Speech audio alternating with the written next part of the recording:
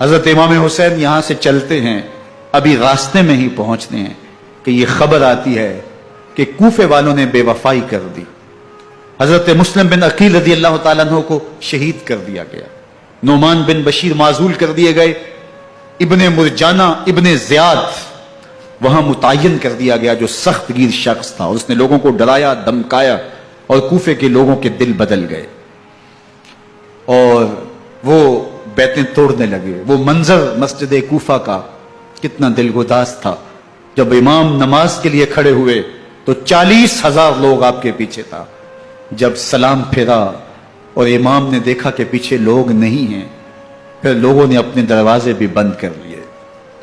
رات کی تنہائیاں ہیں اور حضرت مسلم بن عقیل کو کوئی پناہ دینے والا نہیں، لوگوں نے دروازے بند کر لیے کہ کہیں ہمارے گھر میں نہ آ جائیں اور ہم مشقت اور حکومتی تشدد کا شکار نہ ہوں۔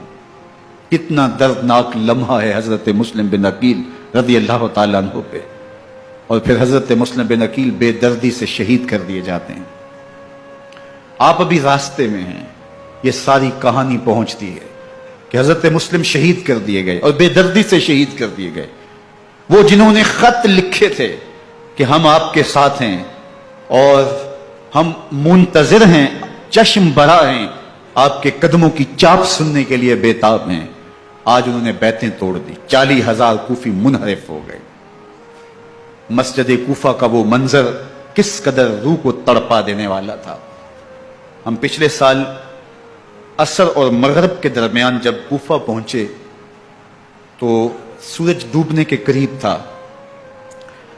میں نے اپنی زندگی میں اتنا اداس موسم کہیں نہیں دیکھا جتنا اداس موسم کوفے میں دیکھا۔ ایسے لگتا تھا جس طرح کوفے کی آب و ہوا آج بھی شرمندہ ہے۔ جو مسلم بن عقیل اور خاندان نبوت کے ساتھ اہل کوفہ نے کیا، حضرت امام حسین رضی اللہ تعالیٰ عنہ کو ان کے بہی خواہوں نے، اعزاء نے، اقربا نے، دوستوں نے، آوان و انصار نے، ساتھیوں نے کہا کہ حضرت حالات یکسر تبدیل ہو گئے، اب ہمیں مراجعت کر جانی چاہیے، واپس پلٹ جانا چاہیے۔ تو حضرت امام حسین کافی سوچ بچار میں رہے، پھر اس کے بعد آپ نے فیصلہ کیا کہ ہم آگے بڑھیں گے۔ دوستوں نے کہا کہ حضرت اگر آپ آگے بڑھیں گے تو ہمیں لگتا ہے کہ وہ آپ کے ساتھ سلوک اچھا نہیں کریں گے اور آپ بچوں کے سامنے پیاس سے شہید کر دیے جائیں گے۔ تو حضرت امام حسین رضی اللہ تعالیٰ عنہ نے وہاں ایک خطبہ ارشاد فرمایا کہ لوگوں تم جو مجھے بتا رہے ہو مجھے اچھی طرح معلوم ہے، جو تم مجھے منظر پیش کر رہے ہو وہ میری نگاہوں میں ہے، اور جو کچھ ہونے والا ہے چشم تصور وہ منظر دیکھ رہی ہے۔ کیونکہ حضرت امام حسین رضی اللہ تعالیٰ عنہ کی شہادت کی خبر حضرت امام حسین کے پیدا ہوتے ہی خاندان نبوت میں عام تھی۔ حضور علیہ الصلوۃ والسلام کو یہ بات جبریل امین نے آ کے بتائی تھی، جب حسین ابن علی کے ساتھ حضور محبت کا اظہار کر رہے تھے تو یہ جبریل امین نے آ کے کہا تھا حضور آپ کا یہ بیٹا ارض طف میں شہید کر دیا جائے گا، اور کربلا کی مٹی لا کے حضور کو دی اور ام سلمہ کو حضور نے عطا کر دی۔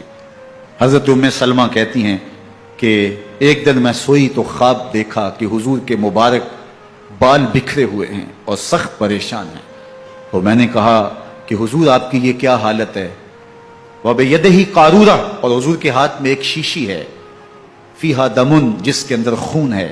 تو میں نے کہا حضور یہ کیا؟ فرمایا میں قتل گاہ حسین سے آ رہا ہوں اور یہ حسین ابن علی کا خون ہے۔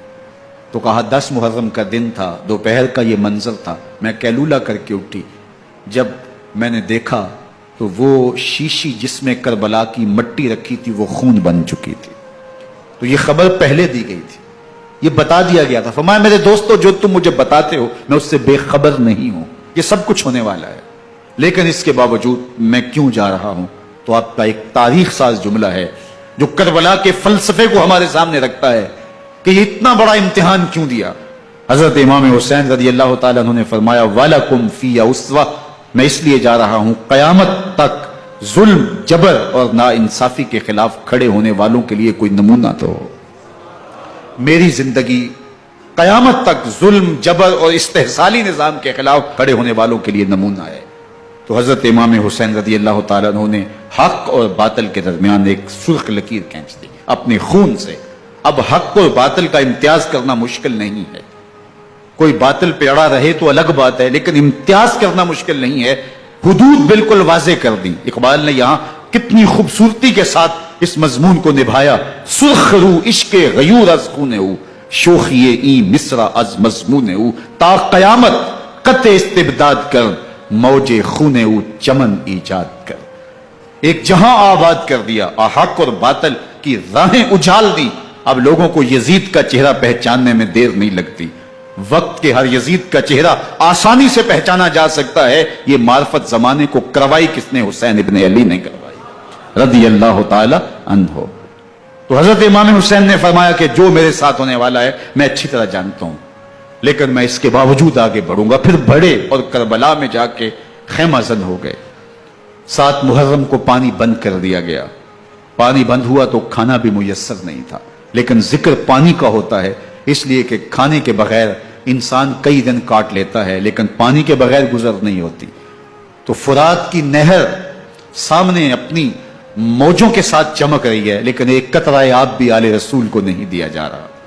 کائنات کے اندر ایسے انوکھے امتحان بھی ہوتے ہیں. وارث ہوں ساقی کوثر کے، مالک ہوں حوض کوثر کے، اور بیٹے ہوں ساقی کوثر کے، اور آج ایک بوند پانی کی بھی میسر نہ ہو. صبر کا امتحان ہے، عزیمت کا امتحان ہے. حضرت امام حسین رضی اللہ تعالیٰ عنہ خیمہ زن ہو گئے.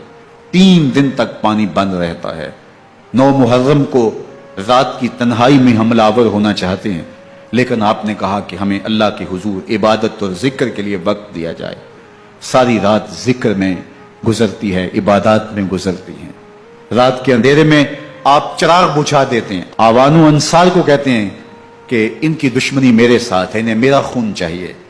اگر تم رات کی تاریکی میں نکل جاؤ تو میں تم سے کوئی مواخذہ نہیں کروں گا، اور یہ بھی تمہارا پیچھا نہیں کریں گے، اس لیے کہ ان کا مطلوب تم نہیں ہو، ان کا مطلوب میں ہوں. جب چراغ جلایا تو کوئی بھی نہیں گیا. مسلم بن نوسجہ کھڑے ہو کے کہتے ہیں حضرت اگر ہمارے بدن کو 70 بار کاٹا جائے اور جلایا جائے اور ہواؤں میں اڑا دیا جائے پھر بھی آپ کا ساتھ نہیں چھوڑیں گے. 70 سال کے بوڑھے ہیں حبیب بن مظاہر، کہتے ہیں حضرت آپ کو چھوڑ کے جائیں کہاں، آپ کو چھوڑ کے جائیں کہاں. کوئی ساتھ چھوڑنے کے لیے تیار نہیں ہے. پیاس ہے، سخت گرمی ہے، کربلا کا ماحول ہے. 72 افراد اور خاندان کی خواتین میدان کربلا میں خیمہ زن ہیں. دوسری طرف لشکر اعداء اشقیا 22,000 کی تعداد میں مقابلے میں، ایک روایت 30,000 کی ہے. ان صرف 72 پیاسے لوگوں کے لیے اتنے لوگوں کو جمع کرنے کا مقصد خوف زدہ کرنا تھا. شرط ہے کہ یا یزید کی بیعت کر لیں، محاصرے توڑ دیں گے، پانی دستیاب ہوگا، اعزاز و اکرام سے نوازا جائے گا، خزانوں کے منہ کھول دیے جائیں گے. لیکن حسین ابن علی کہتے تھے سب کچھ لٹ جائے گا، باطل کے ہاتھ پہ ہاتھ نہیں رکھو.